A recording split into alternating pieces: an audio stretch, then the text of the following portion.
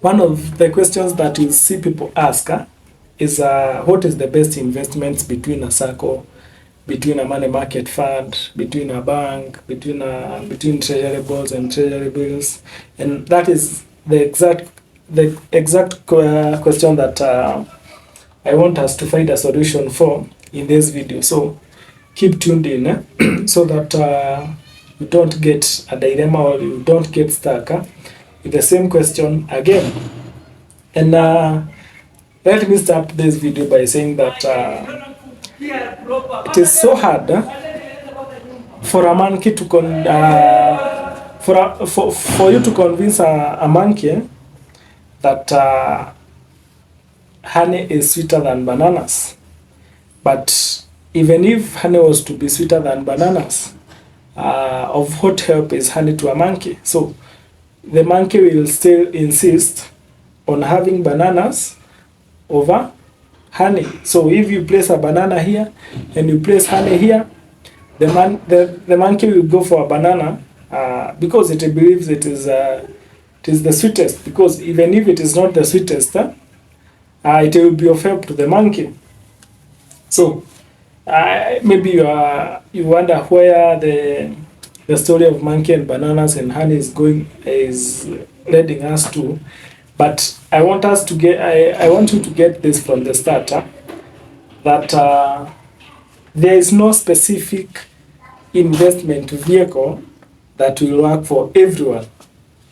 Get that in your mind. So if you come and ask me, and I use a money market fund, and I use a money market fund because my financial goals align with the money market fund, I will convince you that a money market fund is the best place to be. But have I taken into consideration your financial goals?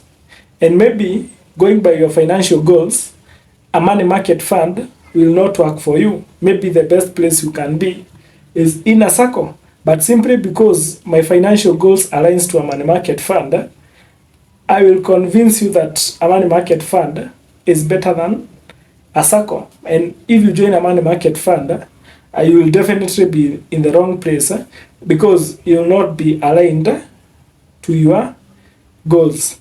So someone else will tell you that their money better be just in a bank account lying there, because maybe that is what aligns with their financial goals. Another one will say that it is better for their money to be in the government securities, that is the treasury bonds and treasury bills, simply because that is what aligns with their financial goals. So what I want to say is that there is no single investment that will work for everyone. There is no day that you will say that a money market fund is the best place to be, a SACCO is the best place to be, a bank is the best place to be, government securities is the best place to be. Don't wait for that day because it will never be there. What you need to do is you need to understand all the investment vehicles, get to reevaluate your financial goals, then pick an investment vehicle that aligns with your particular financial goals. And I want us to see some of the factors that you can get to consider before you choose the investment vehicle that you get to choose. And for this video, we'll compare 4 things because these are the most common where people get to get a dilemma in. That is the bank, the money market funds, and SACCOs and government securities. And I have listed about 6 factors here, and I want to add the 7th one, which I call frequency of returns. And I want us to go ticking. In every factor, what do we have in each of the 4 investment vehicles that we have? So then after we have filled the spaces, get to reevaluate your goals, see the factors that you need to consider, and choose a vehicle that works best for you. And of course, We are talking about investment vehicles. So we cannot talk about investment when there is no return. So the first factor that you need to consider, number one, is return. So we come and ask ourselves, do we have a return in a bank? Do you get a return? And when we talk a bank, we are talking about your normal account, your ordinary account. And we can all agree that for majority, if not all of the banks, we don't have any return in our current account. That is the account the account that you use to transact, maybe where your salary is deposited, where you get to withdraw, where you use to pay your bills. So we can agree that there is 0% return. And in some cases, some bank has what we call monthly charges.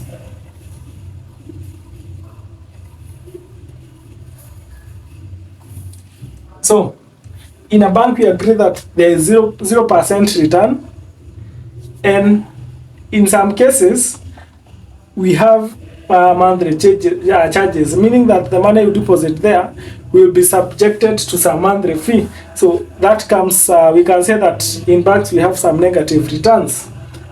Then we go to money market fund. Of course, here there is a return. And currently we have returns of between, we are talking about gross, or let's bring it down to after tax. We can talk of about a return of 13% to 8% per annum. So at least for money market funds, there is a return compared to the bank. Then when we go to SACCOs, SACCOs pay what we call dividends. Probably annually, that is once in a year, and you get dividends on your share capital and the deposits that you hold in that SACCO. And the rates vary. So you can find that your SACCO is paying a 15% on the share capital, or some SACCOs go to even 20% on the share capital, and maybe a 13% for the deposits. So at least for SACCO, there's a return. So then let's go to the last one. That is the Treasury Bonds and Treasury bills. Or allow me to replace this.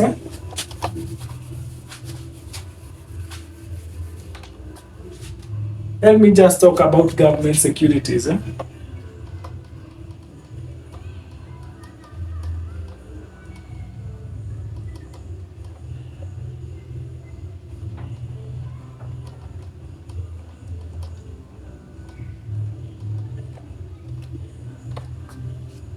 So for government securities, of course there is a return. And right now, for the Treasury bills, the rates are somewhere between 8% and 11%. And for the bonds, the rates are somewhere between, let's say, 12% and 14%. This is even going by the currently reopened bonds. So we have three Treasury bonds that are floated, and you can check that I have talked about that in a separate video, but that is the return for the government bonds. So from that point, going by the first factor of return, I think that if you are talking about investment, what we put out is the banks. But when we come to the other three, they are more or less the same, because we have a 13% here, we have a 13% here, and we have a 13% here. So the only thing we rule out of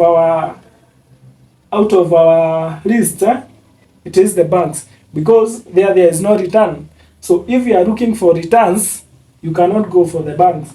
because you will not get any. But we are left with the money market fund, with the SACCO, and we are left with the government securities.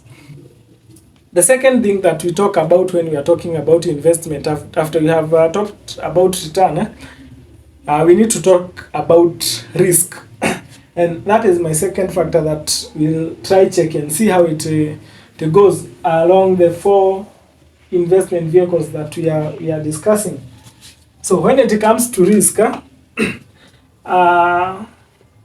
start from the other end, because we know that for sure government securities are considered to be low risk.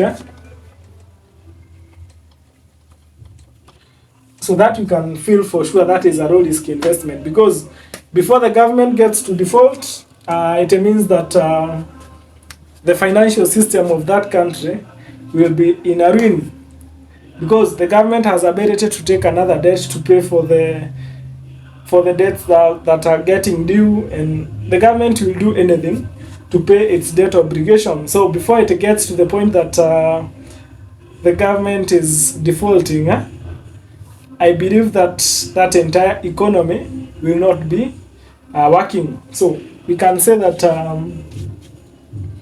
a government securities are low risk. When it comes to the other 3, they are also low risk investment, but they are conditional. Conditioned by this one factor, that you choose the correct institution. Because in Kenya, I think right now we have about 38 commercial banks. I think we have over 30 fund managers in Kenya, and we have quite a number of SACCOs. A lot of them, not quite a number, a lot of them. So on the matter of risk, it all depends with the bank that you choose. Of course, there are a lot of risk that comes with all these factors, because when you talk about banks, we can say the risk is not about the banks collapsing, but think of things like fraud risk, where your money is subject to fraud, and a lot of risk that can be involved. But for all this, it depends with the bank that you get to choose. And also remember that we have regulators that regulate each of them. For the banks, we have the Central Bank of Kenya. For the money market fund, we have the Capital Market Authority. And for the SACCOs, we have SASRA. So going by the factor that you will choose a good institution, we can also rate the 3 to be low risk. I hope you agree with me. So we can say this to be low risk, also this to be low risk, and this to be low risk. So when it comes to risk, the bank, the money market fund, the SACCO, and the government securities, they all fall under the same category. They are low risk. So there is no fight here in matters. There is no fight when it comes to risk, because they are simply in the same category when it comes to risk, given that we choose good and reputable institutions. We are not going to mention names. Let's go to the other factor, liquidity. And what do we mean by liquidity? By liquidity, we mean you can access your money when you need it. Hope you get that point. You can access your money when you need it. So are these investment vehicles liquid? And financial investment are considered to be highly liquid compared to things like the physical assets, like land. You see, you can have land, but you cannot go shopping with a title deed.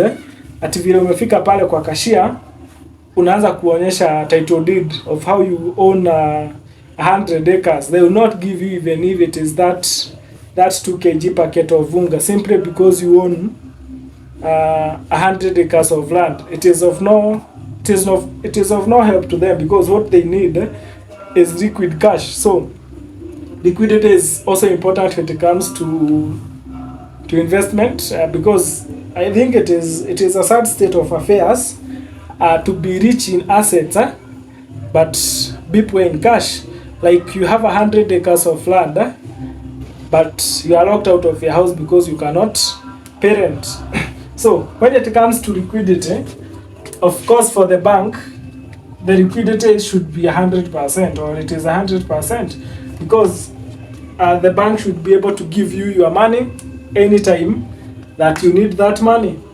For the money market funds, there is no restriction as to whether you can withdraw your money or when you can withdraw your money. So the liquidity is also at 100%. Like if I want my money tomorrow, I'll have it. Or some companies you find, some fund managers you find that once you put an application to withdraw your funds, you'll get your funds in 2 to 3 working days. So in that case, I will also consider that to be highly liquid, because 2-3 days is not a long time. Now let's come to SACCOs, and I'll confidently say that for SACCOs we have 0% liquidity. For SACCOs we have 0% liquidity, and this is the reason.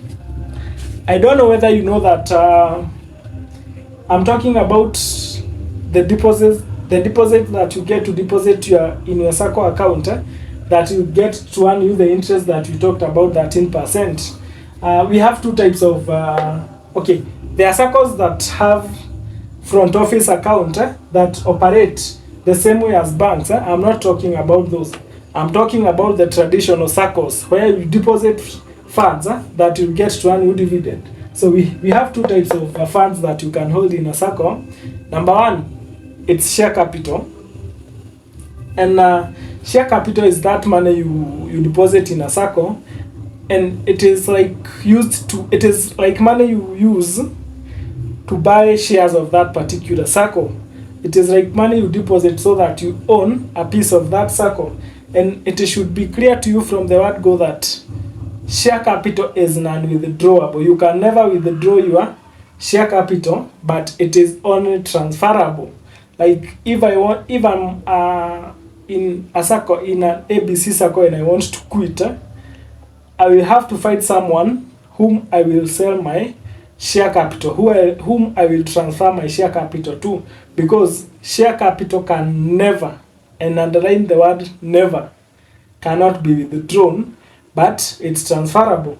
Then there is the other deposit that you deposit in a SACCO. If you don't know, get to understand that you can't go and say that you want to withdraw that money that you have been saving in your SACCO. The only way that you can access that money, the only way you can access money from a SACCO is by borrowing. So let's say you have 100,000 in your SACCO account, and you have a problem that you need to solve with 50,000. It is interesting to know that you cannot go and withdraw this 50,000 from the 100,000 that you have in your SACCO. You have to borrow that money from your SACCO. I hope that is clear. And that's why I said for SACCOs, there is no liquidity. The only way you can then get that money to withdraw your 100,000 is if you decide to quit the SACCO. And it will surprise you that maybe it cannot happen immediately. Some SACCOs will give you up to a period of 60 days for you to be able to get access to that money. So that's why I said liquidity for liquidity, SACCO, I give it a 0%. I give it a 0%. So let's move on now to the other part. Government securities. Allow me also to give it a 0%. Yes, I know you're already thinking that I'm wrong, because of course you can liquidate your securities anytime you wish, but we are talking about the normal procedure. Like if you have treasury bills, you either have to wait for 3 months, 6 months, or 1 year. But of course, in between, if anything happens, of course there is a process, but maybe it also comes with a cost. For government bonds, you will hear a bond is has a tenure of 10 years. Yes, it does. It is not cast on stone that you should hold that bond for the 10 years. You can liquidate the bond in between there, but of course it might also comes with the financial implications, because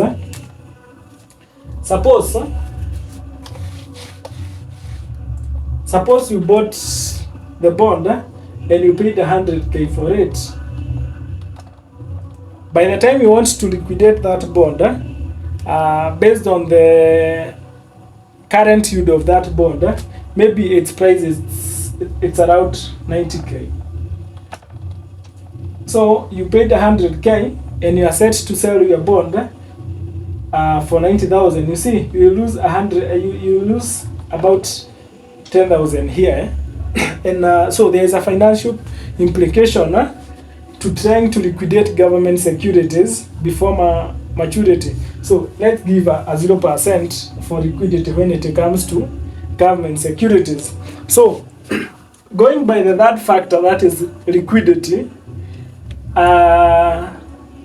we see that we have two that are highly liquid, 100% liquidity.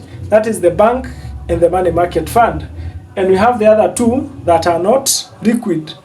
And so if I want to choose between the four, according to my financial goals, I should have in mind the money that I'm talking about. After how long will I need the money? Like, I won't go depositing money that I need to pay school fees for my kids next month in a government security, because if I try to access that money, it won't be possible. I will not go depositing money that I need to pay school fees for my kids next term, maybe in 3 months time, in a SACCO, because the only way that I can access that money is through taking a loan. But I can deposit that money in a bank. It is low risk and I will not get any return.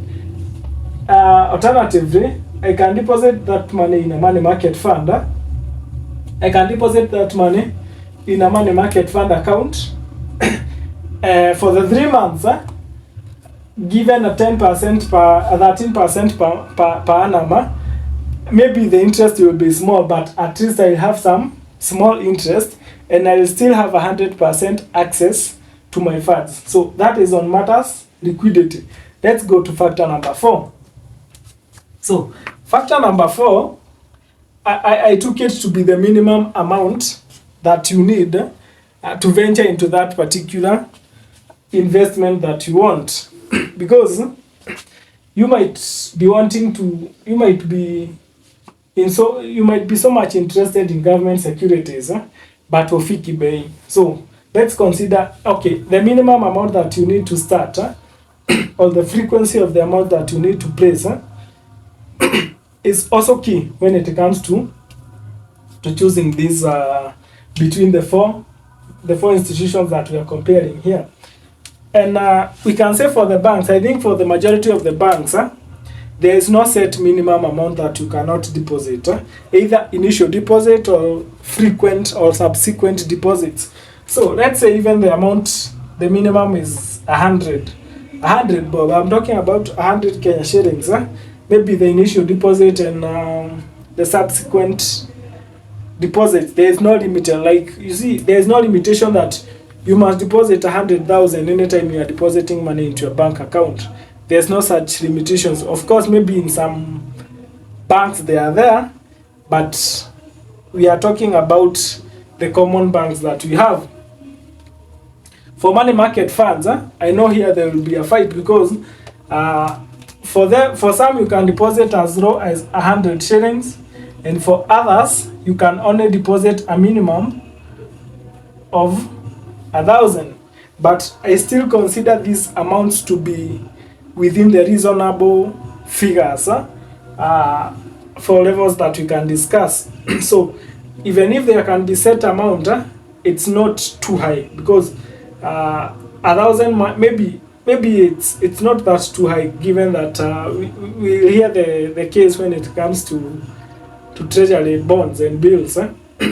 So I think the same thing with the SACCOs, and you find that some SACCOs has what we call minimum monthly deposit, like an amount that you must save, an amount that you must save every month, regardless kama unataka ama hutaki.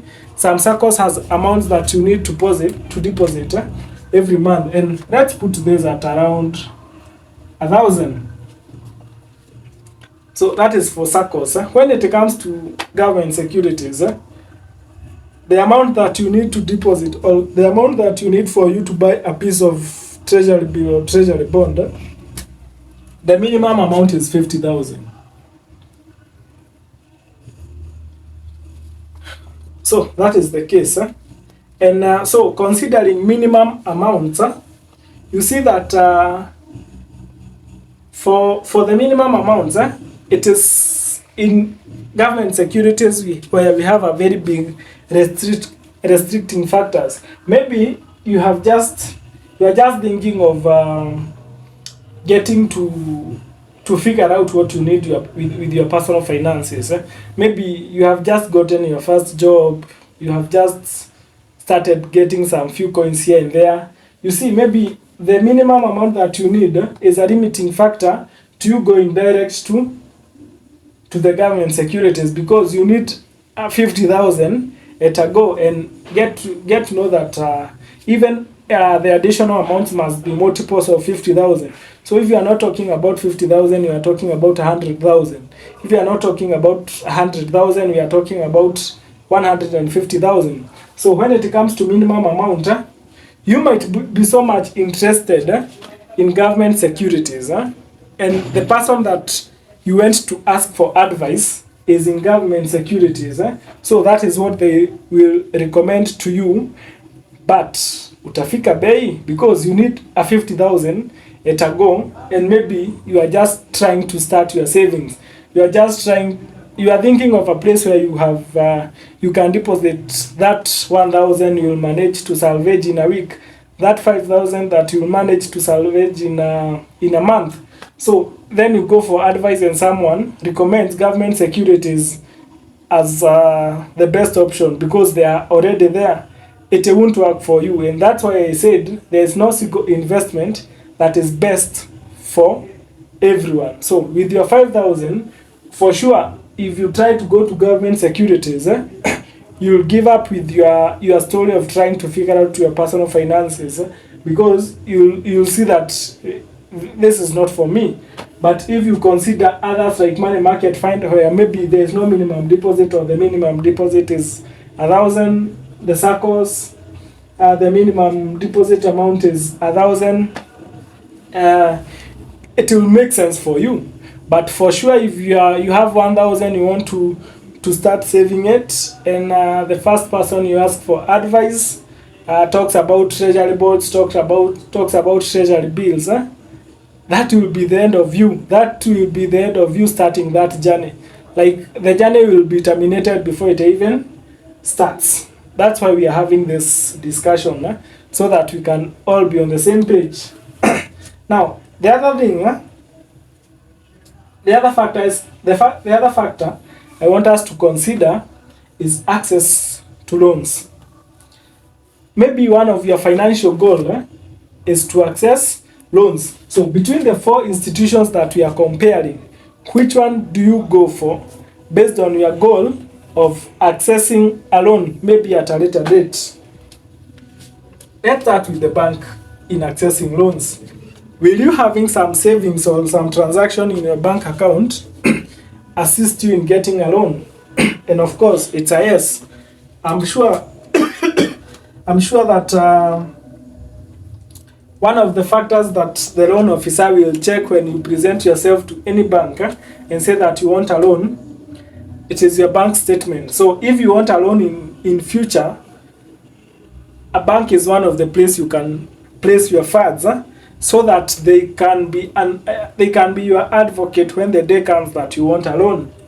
For money market fund, this is a big no. even if you have $1 million in your money market fund, the fund manager will never advance you loan. And it's simple because it's direct because his license, for one, his license does not allow him to do that.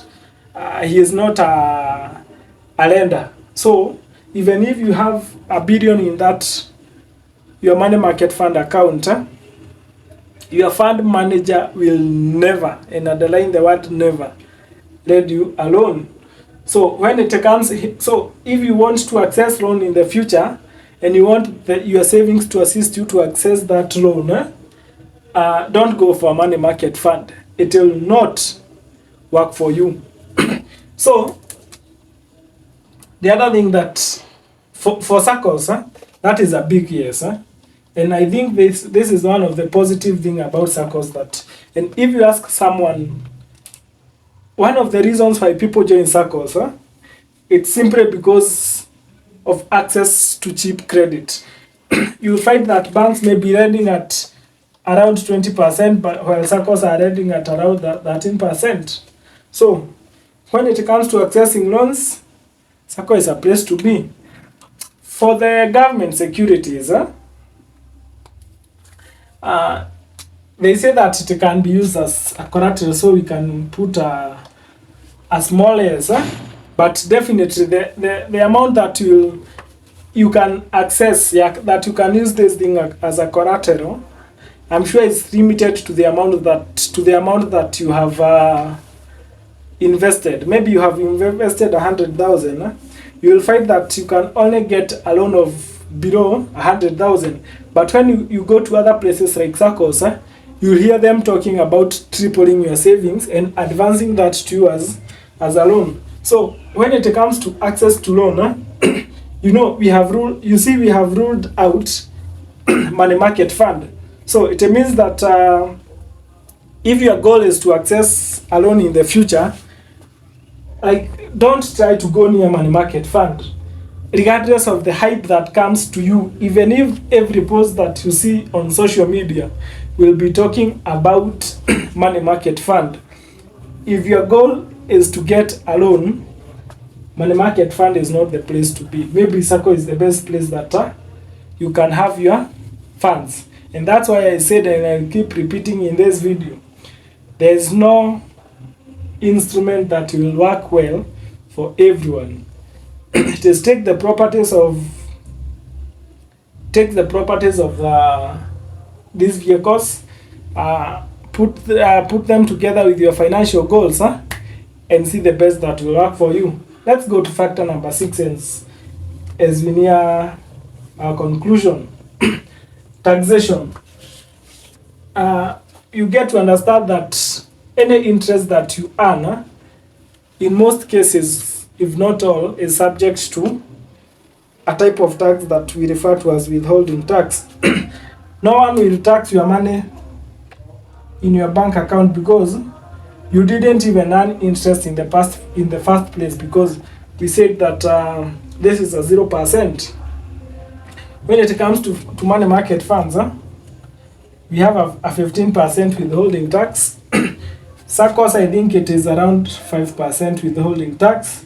And for government securities, you can be lucky to get an infrastructure bond with 0%, but the treasury bills are subject to 15% withholding tax. And some bonds are subject to 10% withholding tax, like the 3 bonds that have been floated currently. So if you don't want to pay taxes, you can choose, put your money in a bank, you don't earn any interest, so that subsequently you don't pay any tax. Or you can go for SACCOs that have relatively low withholding tax, or you can wait until the government floats an infrastructure bond where you will pay 0% interest. Maybe one of your financial goals is to earn interest without paying any interest. You might be forced to wait until that day that the government will issue an infrastructure bond that attracts no interest. That is on taxation. My last factor that can be a factor of consideration is the frequency of returns. So for the bank, it is a zero because there is no return. So we cannot talk about frequency of returns where there is no return. For money market fund, this is paid monthly. The interest you earn in a month, you can be deciding that you will withdraw your interest after every month, though that will go away with the compounding factor, which is a very strong benefit when it comes to money market fund. So it is something that you should try to avoid, like give your money a chance to compound. For the SACCOs, this is yearly. SACCOs pay interest or dividends yearly. So when investing in a SACCO, be aware that you only get your dividends or interest once in a year. When it comes to government securities, for the bonds, for the bills, it is either 3 months, after 3 months, 6 months, or 1 year. But when it comes to bonds, it is once in every 6 months. So, if you are looking for an investment that, or an avenue where you place your money and get to earn some interest every month, you cannot go for a SACCO, simply because you have to wait for a whole year for you to get your dividends. When you go for the government securities, the minimum period that you can wait for you to get returns is 3 months for the Treasury Bonds and 6 months for the Treasury bills and 6 months for the Treasury Bonds. But for money market fund, you can the interest is compounded on is reinvested on a monthly basis. So we can say that for money market funds, the interest is monthly. But again, I have mentioned that it's not so advisable to withdraw the amount that you get to the interest that you earn monthly, because it will sweep away the element of compounding in money market funds, which is a very strong point when it comes to the compounding factor. So it's advisable that you give your money sometimes to compound, so that you can see the essence, or you can see the sense of such investment like money market fund. So now from this tabulation, you can check the factor for each and every institution here. Take some time and think about your financial goals. Then go for that institution that will best work for you, and that institution that is aligned with your financial goals. But there is no day that government securities will be the best for everyone, regardless of how sweet they talk about them. There is no way SACCOs will be the best avenue for everyone, regardless of who talks about SACCOs. There is no way money market fund will be the best avenue for us, regardless of the hype that you get to encounter on the social platforms. There is no way the bank, okay, I expect everyone to have a bank account, because that is basic, because I think everyone needs a bank account for one reason or the other. But these are the factors that you can consider when comparing the different institutions. But don't keep on asking that question. What is the best between a money market fund, between a SACCO, between government securities?